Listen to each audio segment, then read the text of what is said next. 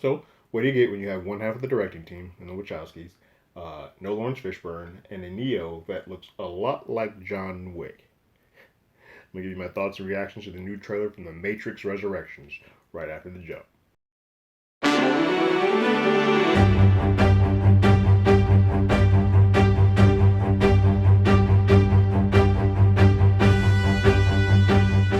Hello, everyone. Terrence here with Hollywood Already Did It. If you haven't already, go ahead, like, share, subscribe to the channel, ring that bell below. Anytime we have something, you will be among the first to know. It's here. Finally, here, the first trailer for Matrix Resurrections. I know people have a love-hate with the Matrix series for whatever reason. The first Matrix was sort of a groundbreaking film. It sort of set a pathway for a lot of films to copy and steal bullet time from everybody. Although I think Blade sort of set the blueprint for the Matrix. But there's a lot of the Matrix in movies like Underworld or Equilibrium and so on and so forth. The list goes on and on. So it was sort of the grandfather to a great deal of how modern cinema was made in the late 90s, early 2000s. And those sequels have some merit. They are not all dumpster fire as a lot of people would like to say they are. Matrix 2 has some great action sequences. The highway sequence is phenomenal. There's some great character additions in the Merovingian and the twins, if you will. But I think that origin sequence goes on for a little bit too long. If you pull that out of it, or at least cut it down, you might have a little bit better reaction to that. And I actually dig Matrix Revolutions. It is not nearly as good as the original two, but it gets into a little bit more headier themes. I love an open-ended question what is real, what is not real type of scenario. And so Revolutions does that in droves. You have this man who's just sort of watching all the different outcomes. It's basically the multiverse in Marvel before we really dive into what that means. So my expectations and excitement for Matrix Resurrection is not super high, but it is pretty exciting, and I'm amped to see what it is we're about to get with this new series. Of being a little bit in jest, and that Neo looks a lot like John Wick. I love that Keanu Reeves is updating all of these old characters that he used to play, but not really changing the way he looks. He's just showing up to set, and this is who I am. I'm John Wick now. So you're gonna get John Wick as Bill and Ted. You're gonna get John Wick as Neo. Cool. That's what we're getting. So let's crank this bad boy up and see what we got. And we will start this trailer up now.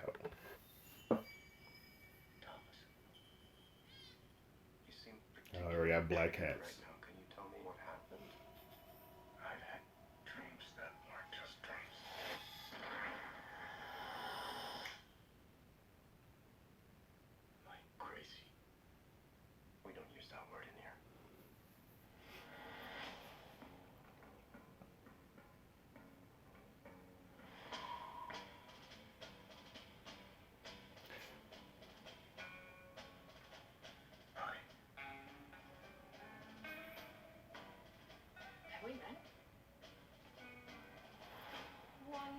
Ah,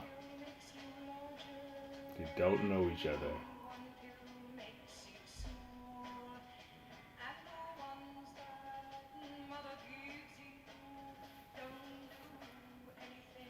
It's fascinating to see a guy because we all know what's happening. It seems like he's in the Matrix still, and the blue pill keeps him sedated enough that he doesn't question anything. Yaya getting work. He got to eat.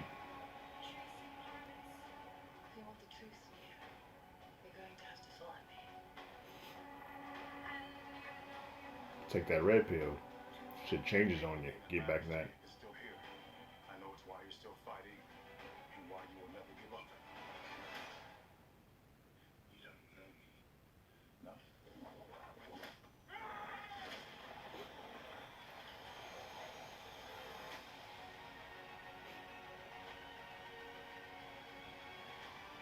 Ah, yes.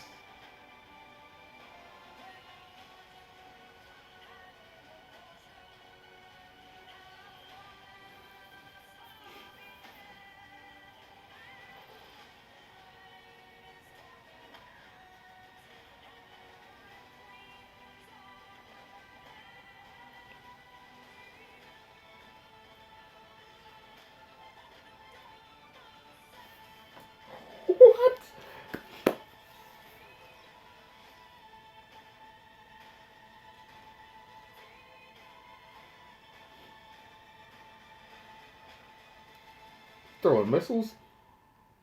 After all these years, let's be going back to where it all started. Back to the Matrix. Back to the Matrix.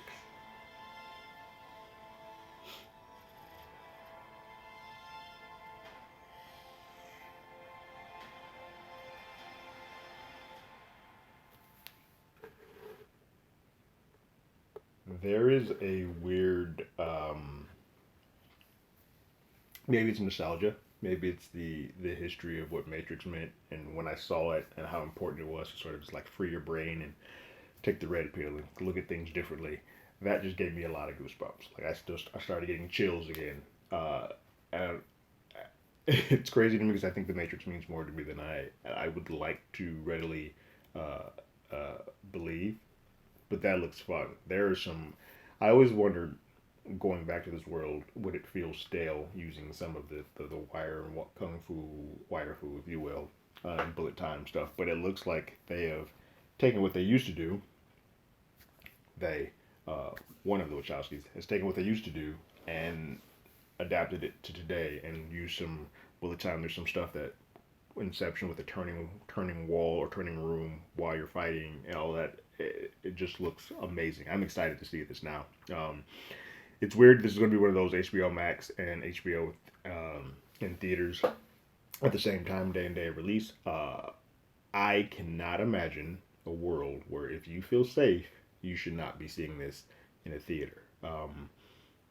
This looks like a damn good time, and I'm amped. I think this is going to be one of the ones to watch. It looks like in this world, in this new Matrix, Yaya is playing some version of Morpheus. Um, so it's unclear. This feels like it could be a prequel, but it definitely feels like it's like returning to old hat. And I think while he may not be Morpheus, it may be some version of him that the code just looks different for him versus what it used to be. It will also take after being the only good thing in Iron Fist, I will take all the Jessica Henwick that I possibly can. So seeing her in blue hair form and whooping ass and flipping, I'm in. I'm in. This looks fun. I went from being what did I say at the beginning, just so curious and mildly amped. I'm fully invested now. This looks like a damn good time. What did you guys think about the Matrix Resurrection trailer? Go ahead and leave your thoughts and comments in the comments below. If you haven't already, go ahead and follow us on Twitter at HollywoodADI. You can hit us up on email at HollywoodAlreadyDid@gmail.com.